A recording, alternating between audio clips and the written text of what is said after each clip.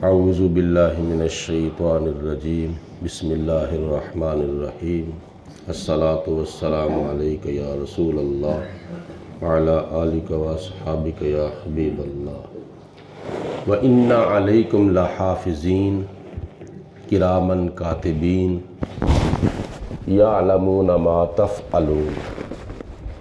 और बेशक तुम्हारे ऊपर निगहबान मुकर्रर है और वो मुअज़्ज़ज़ लिख रहे हैं और वो जानते हैं जो तुम करते हो। ये 30वां पारा है सूरत इन्फ़ितार और इसकी आयत नंबर 10, 11 और 12।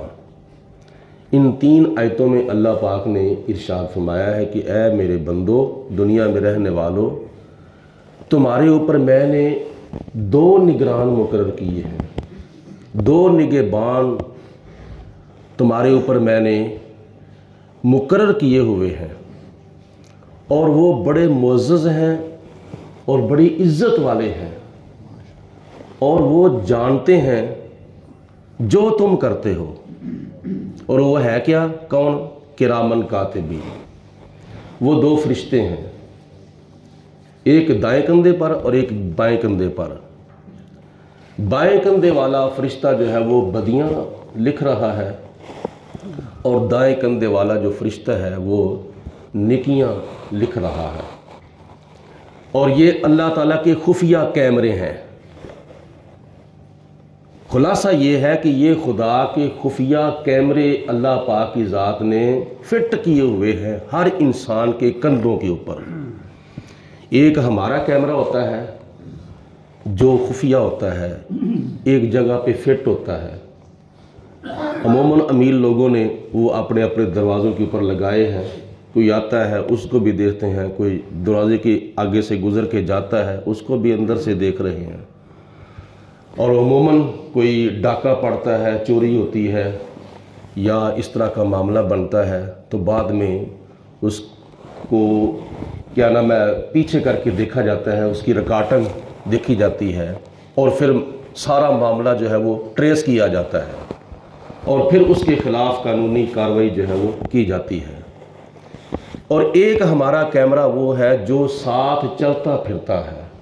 शादी ब्याह के मौका पर सफ़र करने के दौरान एक कैमरामैन होता है जो सारी रिकॉर्डिंग करता है। ये हमारे 2 कैमरे हैं, एक खुफिया और एक ज़ाहरी। लेकिन इन कैमरों के आगे हम में से कोई जब आता है ना और उसको पता चल जाए कि मेरी रिकॉर्डिंग हो रही है या मैं लाइव किसी के सामने आ रहा हूँ, तो वो अगर टेढ़ा होकर बैठा हो तो वो सीधा हो जाता है, अगर वो लेटा हो तो उठ के बैठ जाता है। अगर उसको पता ना हो, जब पता लग जाए तो फिर वो एक्टिव हो जाता है कि मुझे एक बंदा देख रहा है, 2 बंदे देख रहे हैं, 3, 4, 5, 10, 100, 50 देख रहे हैं या आगे देखेंगे तो मुझे क्या कहेंगे। हत्ता कि वो खांसता भी नहीं है। ये खबरें देने वाले होते हैं ना चैनलों के ऊपर, इनको पीछे से इजाज़त नहीं होती खांसने की। अगर उनको बतकाज़ा बशरियत इज़्तिरारी तौर पर खांसी आ भी जाए तो वो फ़ौरन सॉरी कर लेते हैं, सॉरी। यानी इतना अपने आप को वो एक्टिव समझते हैं कि मुझे कोई क्या कहेगा। अब तुम अंदाज़ा करो, एक बंदा एक बंदे को देख रहा है, डायरेक्ट देख रहा है या इनडायरेक्ट देख रहा है, अपने शहर में या दूसरे शहर में। तो जिसको देखा जा रहा है वो अपने आप को इतना मुहतात करता है, इतना अपने आप को वो एक्टिव कर लेता है कि मुझे कोई बात ना करे, मुझे किसी किस्म की कोई मुझे बात ना करे या किसी के ज़हन में ख्याल भी ना आए कि फ़लाँ बंदा क्या कर रहा है, फ़लाँ बंदा कैसे बैठा है, कैसे लेटा है, कैसे चल रहा है या क्या कर रहा है। ये डर है कि कल वो मुझे देखेगा या मुझे पूछेगा तो मैं उसको क्या कहूँगा, शर्मिंदगी महसूस करेगा। यही हिसाब है हमारा क़यामत के दिन। जब अल्लाह पाक की ज़ात ने पूछना है तो उस वक़्त کیا جواب دیا جائے گا جب فرشتے کندھوں سے ریکارڈنگ نکال کر دکھائیں گے اور خدا بندے کو کہے گا کہ یہ دیکھ تو دنیا میں کیا کرتا رہا ہے؟ تو اس وقت جب سرے محشر وہ پوچھیں گے بلا کر سامنے، کیا جواب جرم دو گے تم خدا کے سامنے؟ ایک نیکی ہے جو ظاہری طور پر کی جاتی ہے، فرشتے لکھتے ہیں اگر اس کے اندر ریاکاری نہیں ہے، اور ایک گناہ ہے جو بندہ علل اعلان کرتا ہے، فرشتے اس کو بھی لکھتے ہیں۔ اور اللہ پاک کی ذات نے بندے کو دنیا کے اندر زندگی عطا فرمائی ہے 2-4 سال کی یا 5-10 سال کی یا 150 سال کی، پوری زندگی کے ہر سال کے، ہر مہینے کے، ہر ہفتے کے، ہر دن، ہر رات، ہر صبح، ہر شام کا ایک ایک لمحہ جو ہے، ایک ایک گھڑی جو ہے وہ ہماری ریکارڈنگ ہو رہی ہے۔ اور یہ پتہ کب چلے گا؟ جب ہماری سامنے، جب ہماری آنکھوں کے سامنے ہماری 2 کتابیں آئیں گی، ایک نیکیوں والی کتاب اور ایک بدیوں والی کتاب، پھر پتہ چلے گا کہ ہم دنیا میں کیا کیا کرتے تھے۔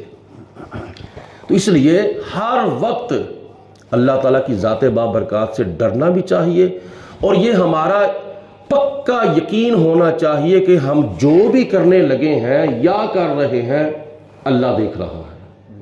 کوئی نہیں دیکھ رہا لیکن اللہ دیکھ رہا ہے۔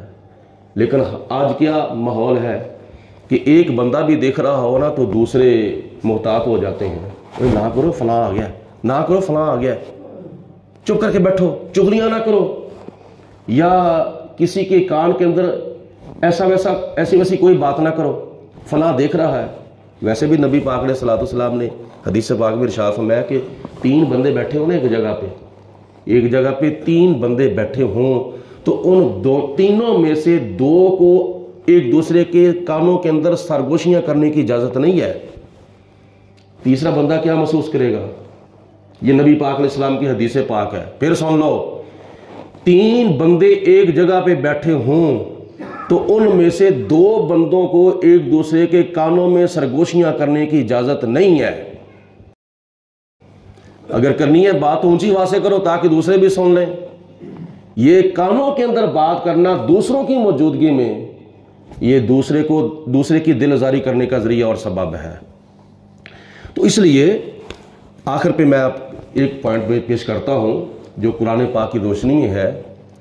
اس بات کا ہمیں تمہیں پکا یقین ہونا چاہیے کہ اگر کوئی بندہ جھوٹ بھی بول رہا ہے تو اس کا یقین ہونا چاہیے کہ اللہ دیکھ رہا ہے۔ اگر کوئی چغلی کر رہا ہے تو یقین کرے کہ اللہ دیکھ رہا ہے۔ اگر کسی کی کوئی غیبت کر رہا ہے تو وہ یقین کر لے کہ اللہ دیکھ رہا ہے۔ جس کی میں چغلی کر رہا ہوں وہ نہیں دیکھ رہا، جس کی میں غیبت کر رہا ہوں وہ نہیں دیکھ رہا، لیکن اللہ دیکھ رہا ہے۔ اس بات پہ پکا یقین ہونا چاہیے۔ حضرت سیدنا یوسف علیہ السلام کو زلیخا 7ویں کمرے میں لے گئی، اور پہلے نمبر پر تو طریقہ ہی اس نے ایسا استعمال کیا تھا کہ یوسف علیہ السلام کو کہنا نہ پڑے۔ دائیں بائیں آگے پیچھے نقشے بنائے ہوئے تھے، تصویریں بنائی ہوئی تھی کہ یہ بھی یوسف علیہ السلام اور زلیخا کر رہے ہیں، یہ کر رہے ہیں، وہ کر رہے ہیں۔ وہ تصویریں، اس کا خیال تھا کہ تصویریں دیکھ کر ہی یوسف علیہ السلام مائل ہو جائیں گے، لیکن جناب یوسف علیہ السلام نے توجہ نہ فرمائی، کہہ دیا قالت حیت لک۔ سورۃ یوسف میں آتا ہے کہ زلیخا نے کہا کہ اب جلدی کرو۔ تو جناب یوسف علیہ السلام نے پہلے دیکھا کہ زلیخا نے کیا ہے۔ اس کا ایک بت تھا، ابھی وہ مسلمان نہیں ہوئی تھی، اس کا ایک بت تھا، اس بت کے اوپر اس نے جا کے پردہ ڈال دیا، کپڑا ڈال دیا۔ یوسف علیہ السلام نے فرمایا زلیخا یہ تو نے کیا کیا ہے؟ تو اس نے کہا کہ یہ میرا خدا ہے، یہ میرا رب ہے، میں اس کی پوجا کرتی ہوں۔ اب میں نے اس کے اوپر پردہ اس لیے ڈالا ہے کہ کہیں یہ مجھے دیکھ نہ لے، میں اس سے چھپ کے عمل کرنا چاہتی ہوں۔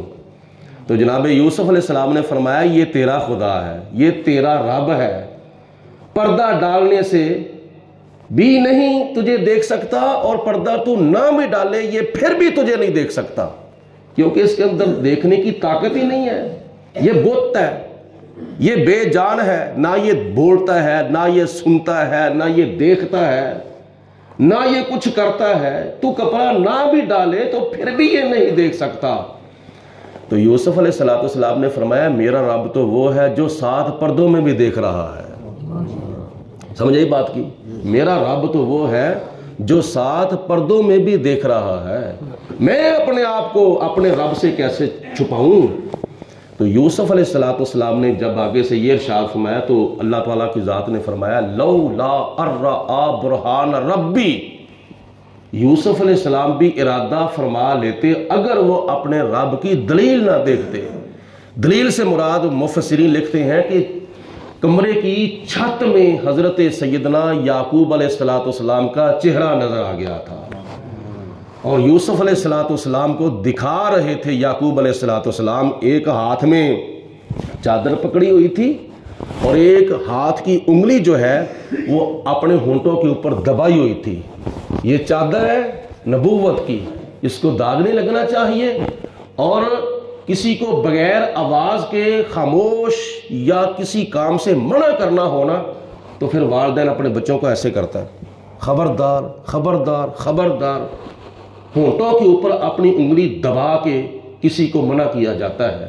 تو جناب یعقوب علیہ السلام نے اپنی انگلی جو ہے وہ ایسے ہونٹوں کے اوپر دبائی ہوئی ہے، خبردار بیٹا، ان الشیطان للانسان عدو مبین، شیطان جو ہے وہ انسان کا کھلم کھلا دشمن ہے۔